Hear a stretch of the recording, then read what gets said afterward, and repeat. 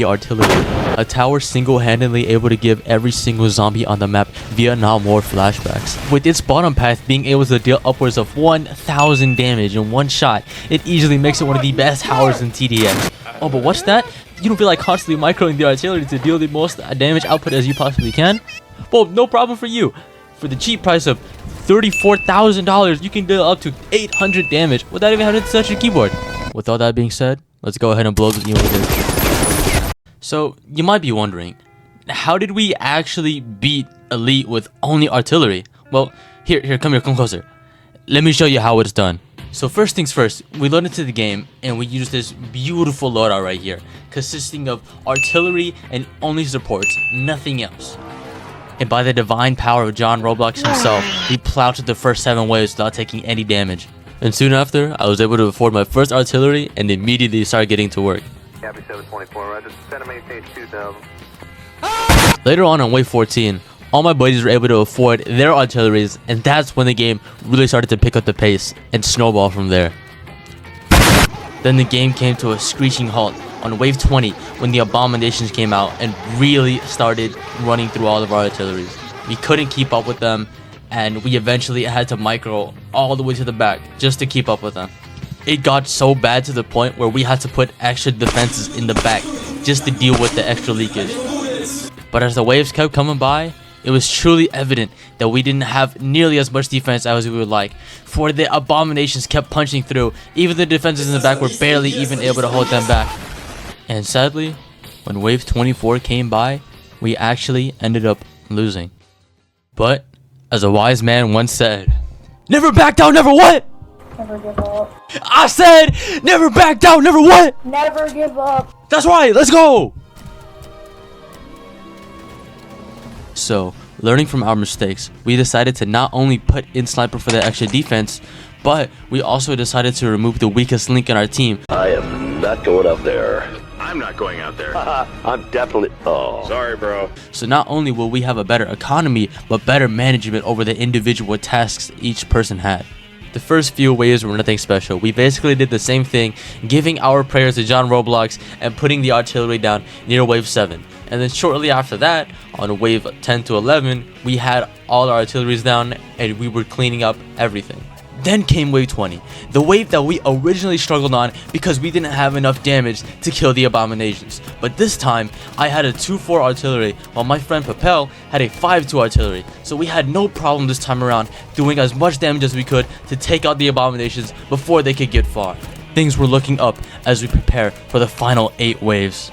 As wave 22 came rolling by, we destroyed everything with relative ease, with me placing an additional 2 bottom path artilleries, while Papel gets another max top path artillery, and Felix, on top of everything, placing his bottom path EDJ for the extra support. We had no trouble whatsoever with the incoming rush of abominations. Wave 24 was a complete joke, for our defenses were nearly tripled, with Papel and Felix placing as many top path artilleries as they could, along with me placing a more additional bottom path artilleries to balance it out. There was absolutely nothing that could get past our defenses at this point.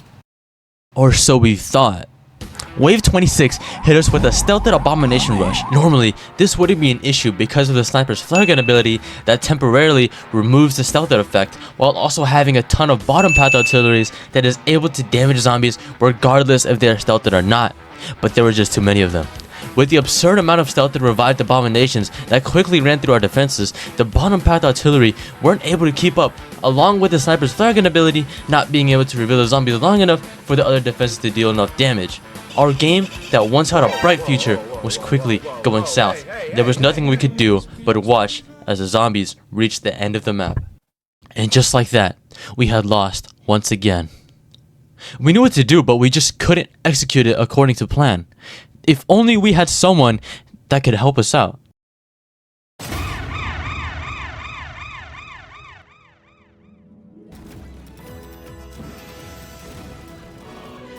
LOWRINGS. She has no rules, no boundaries. She doesn't flinch at torture, human trafficking, or genocide. The person who colonized the states, the very person who wiped out half the universe, has come to assist us on our request. Totally didn't just beg her to join. Anyways, in order to keep our trio economy going, we decided to drop Skull from the team. No hard feelings, buddy. We've already been through most of this stuff already. So let's do a quick summary and skip to the part of the video where our strategy actually changes. Ready?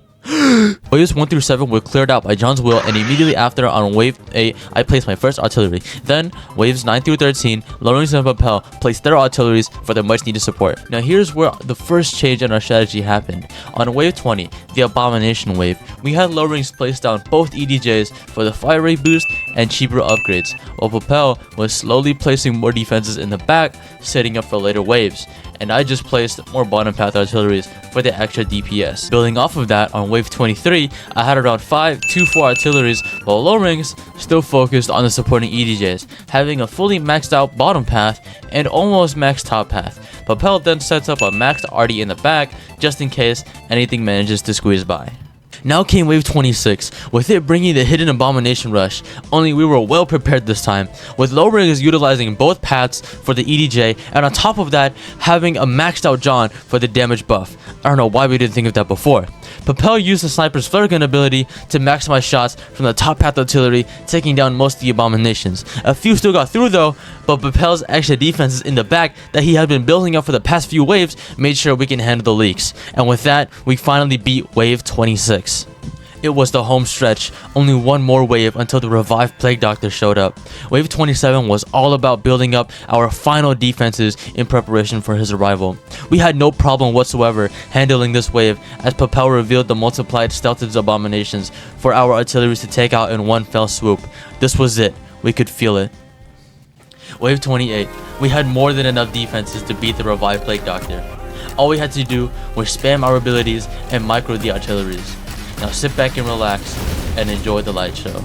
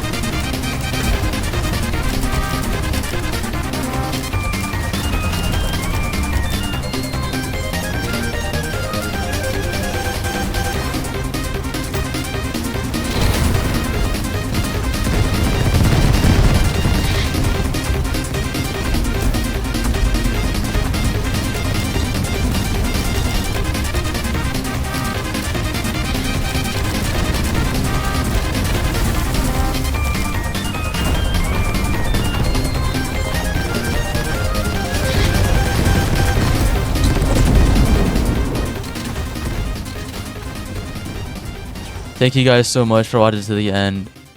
Please like and subscribe. That would be great. See you in the next one.